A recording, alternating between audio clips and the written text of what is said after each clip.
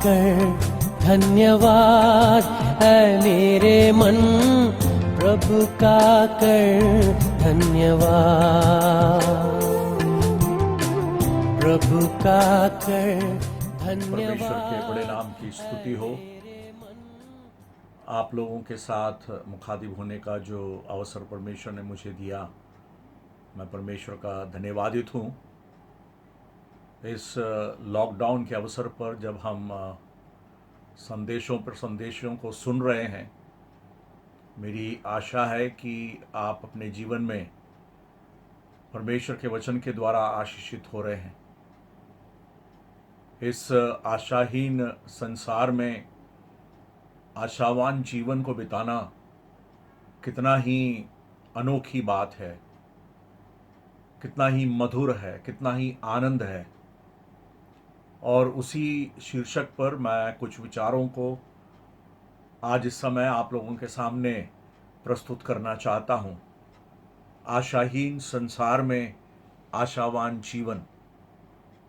यूहन्ना रचित सुसमाचार 14वें अध्याय उसके 1 से लेकर 7 तक की आयतों में हम यीशु मसीह के कुछ कथनों को पढ़ते हैं। यीशु मसीह ने जो बातें कही उसके विषय में हम देखते हैं। मैं आप लोगों के लिए पढ़ना चाहूँगा यूहन्ना रचित सुसमाचार 14वां अध्याय उसका 1 से लेकर 7 तक की आयत। तुम्हारा मन व्याकुल ना हो, परमेश्वर पर विश्वास रखो और मुझ पर भी विश्वास रखो। मेरे पिता के घर में बहुत से रहने के स्थान हैं। यदि ना होते तो मैं तुमसे कह देता, क्योंकि मैं तुम्हारे लिए जगह तैयार करने जाता हूँ। और यदि मैं जाकर तुम्हारे लिए जगह तैयार करूँ तो फिर आकर तुम्हें अपने यहाँ ले जाऊँगा, कि जहाँ मैं रहूँ वहाँ तुम भी रहो। जहाँ मैं जाता हूँ तुम वहाँ का मार्ग जानते हो। थोमा ने उससे कहा, हे प्रभु, हम नहीं जानते कि तू कहाँ जा रहा है, तो मार्ग कैसे जाने? यीशु ने उससे कहा, मार्ग और सत्य और जीवन मैं ही हूँ। बिना मेरे द्वारा कोई पिता के पास नहीं पहुँच सकता। यदि तुमने मुझे जाना होता तो मेरे पिता को भी जानते, और अब उसे जानते हो और उसे देखा भी है। आशाहीन संसार में आशावान जीवन। प्रभु यीशु मसीह के इस कथनों को या इन कथनों को जब हम पढ़ते हैं तो हम आशा भरी बातों को समझ पाते हैं। कुछ ऐसी बातें जो आने वाले भविष्य में होने वाली है, और उस भविष्य में होने वाली बात को प्राप्त करने के लिए हम किस मार्ग से उसमें प्रवेश कर सकते हैं। संसार कैसी है? आशाहीन संसार है। पिछले ही दिन मैंने अखबार में उस अभिनेत्री के बारे में पढ़ा जो इंदौर में रहती है। उसका नाम तो मुझे स्मरण नहीं आ रहा, परंतु उसने खुदकुशी कर ली। क्यों खुदकुशी कर ली? क्योंकि उसके पास काम नहीं है। क्राइम पेट्रोल वगैरह में वो अभिनेत्री के रूप में काम की है, परंतु इन दिनों में उसके पास काम नहीं है, और अखबार में लिखा था उसके कारण से उसने खुदकुशी कर ली। और ऐसे कितने लोग हैं, रोज अखबार में हम समाचार में इन बातों को देखते और सुनते और पढ़ते हैं कि लोग खुदकुशी कर रहे हैं, अपने जीवन को समाप्त कर रहे हैं, यह लीला को समाप्त कर रहे हैं। इस संसार में वो लोग जीना नहीं चाहते। क्यों? क्योंकि उनके जीवन में आशा नहीं है। राल्फ बार्टोना नाम के एक बहुत बड़े मशहूर कार्टूनिस्ट के बारे में मैंने पढ़ा है। अपने जीवन में सब कुछ उन्होंने हासिल की। उनके खुदकुशी करने के पहले उस सुइसाइडल नोट में एक कागज में उन्होंने इस प्रकार लिख रखा था, कुछ इस प्रकार से था। उन्होंने लिखा था कि मैं दुनिया के सारे देशों में जा चुका हूं, संसार के सारे ऐश आराम को मैंने अनुभव किया, सब कुछ मैंने पाया, परंतु मेरे जीवन में मुझे अभी भी नहीं मालूम कि मेरे दिनचर्या को पूरा करने के लिए मुझे क्या करना है। आशाहीन अवस्था। 60 या 50 के दशक और 60 के शुरू के दशक में बहुत ही मशहूर अभिनेत्री मर्लिन मनरो, जो हॉलीवुड की थी, उनके खुदकुशी की कथा अभी भी तर्क का विषय है, परंतु उन्होंने भी इस संसार के जीवन को समाप्त कर दिया। क्या कमी थी उनके पास? मेरे प्यारों, इस प्रकार अनेकों उदाहरण मैं आपको दे सकता हूं जहां पर लोग बिना आशा के कारण से जीवन में परेशान होकर अपने जीवन को समाप्त कर दिया। परंतु जो यीशु मसीह को पहचानते हैं, जो हम लोग परमेश्वर की पहचान को किए हैं, हमारे जीवन में एक आशा है। इस भाग में भी जो प्रभु यीशु मसीह कह रहे हैं, यहां पर यीशु मसीह उसी बात को कह रहे हैं कि इस आशावान संसार में तुम आशा से भरपूर इस आशाहीन संसार में आशावान जीवन को बिता सकते हो। 13वें अध्याय को जब आप पढ़ेंगे, वहां पर 2 ऐसी घटनाओं का वर्णन प्रभु यीशु मसीह कह रहे हैं या कर रहे हैं, जहां पर आशाहीन अवस्था को हम देखते हैं। यीशु मसीह के चेले, दोनों यीशु मसीह के चेले, एक ने यीशु को पकड़वाने की तैयारी की, विश्वासघात किया। एक ऐसा संसार जहां पर अपने ही लोग अपने साथ विश्वासघात करते हैं। मुझे नहीं मालूम आपके जीवन में कुछ इस प्रकार का अनुभव हो रहा हो। यीशु मसीह पर आपने विश्वास किया, परमेश्वर के बताए हुए मार्ग में आप चल रहे हैं, परंतु लोग आपके साथ विश्वासघात कर रहे हैं, आपको धोखा दे रहे हैं।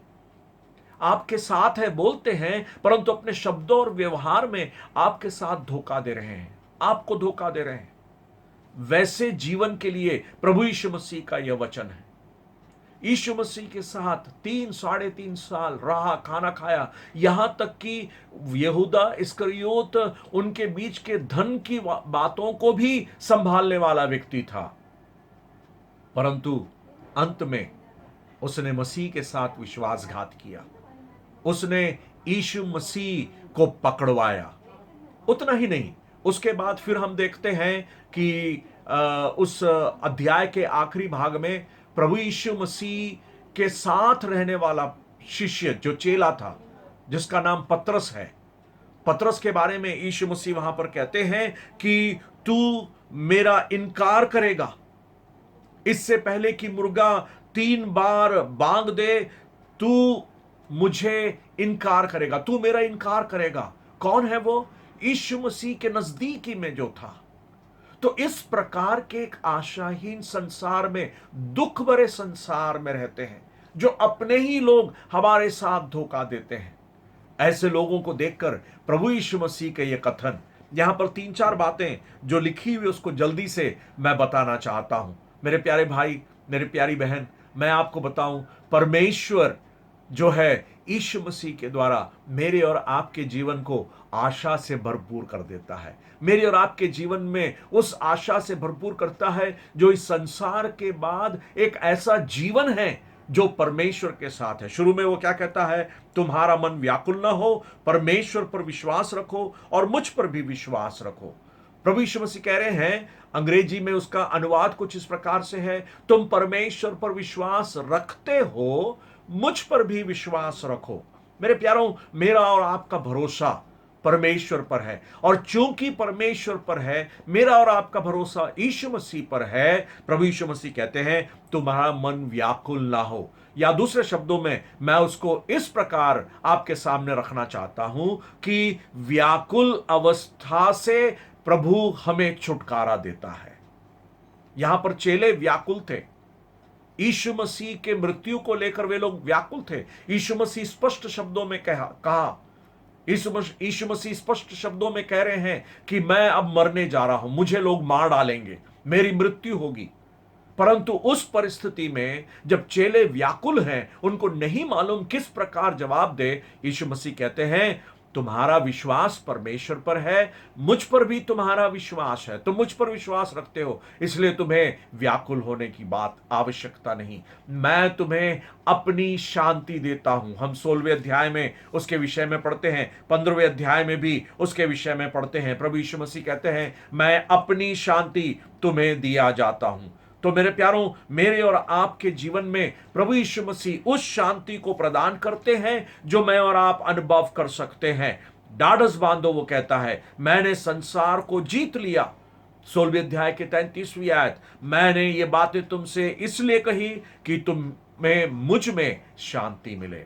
वह परिस्थिति, वह अनुभव जहां पर हम सुकून को अनुभव करते हैं, ऐसी परिस्थिति जहां सुकून को अनुभव करते हैं, जहां पर उथल पुथल की अवस्था में हम बहुत ही चैन के साथ रह सकते हैं। लहरें जब उठती हैं, जहां पर हम शांत रह सकते हैं, उस अनुभव के विषय में प्रभु यीशु मसीह कह रहे हैं, तुम्हें व्याकुल होने की जरूरत नहीं, तुम्हें परेशान होने की जरूरत नहीं। तुम परमेश्वर पर विश्वास रखते हो, मुझ पर भी विश्वास रखो। तो मेरे प्यारों, सबसे पहली बात मैं आपको स्मरण दिलाना चाहता हूं कि व्याकुल अवस्था से छुटकारे का वायदा प्रभु यीशु मसीह में हम प्राप्त करते हैं। मेरे और आपके लिए कितने सौभाग्य की बात है, कितनी अच्छी बात है कि हम उस प्रकार के आशा भरे जीवन को बिताने वाले हैं। दूसरी बात, प्रभु यीशु मसीह कहते हैं, वहां पर हम पढ़ते हैं, मेरे पिता के घर में बहुत से रहने के स्थान हैं, यदि ना होते तो मैं तुमसे कह देता, क्योंकि मैं तुम्हारे लिए जगह तैयार करने जाता हूं। दूसरी बात जो मैं आपको बताना चाहता हूं वो यह है, यहां पर प्रभु यीशु मसीह कहते हैं कि एक निवास स्थान की निश्चयता मैं तुम्हें देता हूं। एक रहने के स्थान की निश्चयता मैं तुम्हें देता हूं। तुम्हारे लिए मैं एक जगह तैयार करने जाता हूं, तुम्हारे लिए एक स्थान तैयार कर रहा हूं। चेलों के अपने पास रहने के शायद कुछ जगह नहीं थे उनके घर, परंतु वो सब क्षण भंगुर है, थोड़े समय के लिए है। यीशु मसीह अपने जीवन में, अपने जीवन के विषय में कहते हैं, देख ले, जब चेलों को कहते हैं, वो कहते हैं कि चिड़ियों के तो बसेरे हैं, घोंसले हैं, लोमड़ी के तो बट है, परंतु मनुष्य के पुत्र को सर झुकाने के लिए भी जगह नहीं है। उस अवस्था में जो प्रभु यीशु मसीह संसार में आए, वो कहते हैं, मैं तुम्हारे लिए जगह तैयार करने जा रहा हूं। मेरे प्यारों, वह प्रभु जो दीन हो गया, वह राजाओं का राजा और प्रभुओं का प्रभु बनकर मेरे और आपके लिए उस निवास स्थान की तैयारी कर रहा है। कितनी बड़ी निश्चयता है।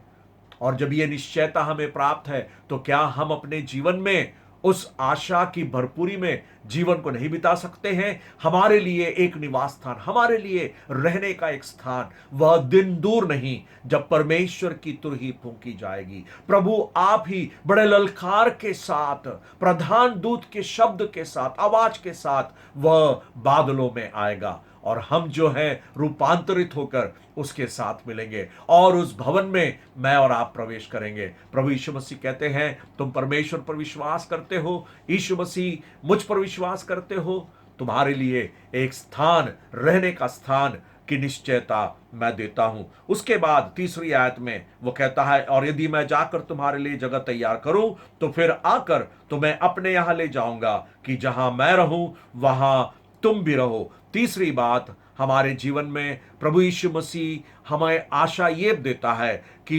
यीशु मसीह के साथ रहने की स्वतंत्रता, परमेश्वर के साथ रहने की स्वतंत्रता मेरे और आपके जीवन में यह आजादी देता है कि हम उस परमेश्वर के साथ हमेशा हमेशा के लिए वास करेंगे। शांति का अनुभव, एक निवास स्थान का अनुभव, उतना ही नहीं, हमें वो वहां पर खाली नहीं छोड़ेगा, परंतु वह हमारे साथ रहेगा। परमेश्वर हमारे साथ। यीशु मसीह के जन्म के पहले यह भविष्यवाणी की गई थी कि उसका नाम इम्मानुएल होगा, परंतु उस इम्मानुएल, परमेश्वर हमारे साथ की परिपूर्णता, उस वायदे की पूर्णता उस समय होगी जब हम प्रभु के साथ हमेशा हमेशा तक रहेंगे। इम्मानुएल का अनुभव हम करेंगे, परमेश्वर हमारे साथ। मेरे प्यारों, इस संसार के सारे दुख और तकलीफ दूर हो जाएगी। हम परमेश्वर के साथ हमेशा हमेशा के लिए रहेंगे और उस परमेश्वर की उपस्थिति को हम हमेशा अनुभव करेंगे। आज हम उसकी उपस्थिति को अनुभव करते हैं। उसने कहा है, मैं तुम्हें कभी ना छोड़ूंगा और ना त्यागूंगा। पवित्र आत्मा जो बयाने में हमारे अंदर दिया है, वह अपनी उपस्थिति को हमारे जीवन में दर्ज करा रहा है। परंतु यह उपस्थिति जहां पर हम अपनी आंखों से उसे देखेंगे और हम हमेशा हमेशा के लिए, अनंतता के लिए उसके साथ रहेंगे। वहां दुख और पीड़ा नहीं होगी, आंसू नहीं होगा, भूख और प्यास नहीं होगी, वहां पर चंद्रमा और सूरज की रोशनी की आवश्यकता नहीं होगी, क्योंकि परमेश्वर स्वयं वहां का ज्योति रहेगा। मेरे प्यारों, उसकी उपस्थिति की स्वतंत्रता जो मेरे और आपके जीवन में परमेश्वर ने दिया है, परमेश्वर के बड़े नाम की स्तुति हो। उसके बाद 5वें और 6वीं आयत में हम देखते हैं कि वहां पर प्रभु यीशु मसीह उसके पास पहुंचने के आनंद के विषय में कहता है। और यीशु मसीह इस बात को कहते हैं, जब थोमा मार्ग के विषय में पूछता है, यीशु मसीह कहते हैं, मार्ग और सत्य और जीवन मैं ही हूं, बिना मेरे द्वारा कोई पिता के पास नहीं पहुंच सकता। मेरे प्यारों, आप इस बात को जान लीजिए, यदि मुझे सुन रहे हैं, परमेश्वर के वाणी को आप सुन रहे हैं, और आपने अगर अभी तक यीशु मसीह को अपना उद्धारकर्ता और प्रभु होकर नहीं जाना है, इस बात को आप जान लें कि परमेश्वर उस मार्ग में चलने का आनंद देता है जो मार्ग स्वयं प्रभु यीशु मसीह है, जो सत्य स्वयं प्रभु यीशु मसीह है, जो जीवन स्वयं प्रभु यीशु मसीह है। परमेश्वर के पास पहुंचने के लिए और कोई मार्ग नहीं है, केवल एक ही मार्ग है, और वो मार्ग यीशु मसीह है, क्योंकि उस मार्ग को तैयार परमेश्वर ने किया। कैसे किया? उस मार्ग की तैयारी उस यीशु मसीह को, या परमेश्वर आप मनुष्य बनकर इस संसार में उतर आया, हमारे लिए क्रूस पर अपना प्राण बलिदान कर दिया, वह गाड़ा गया और तीसरे दिन जी उठा, और उसके जी उठने के सामर्थ की पहचान उन लोगों को वह देता है जो उस पर विश्वास करते हैं।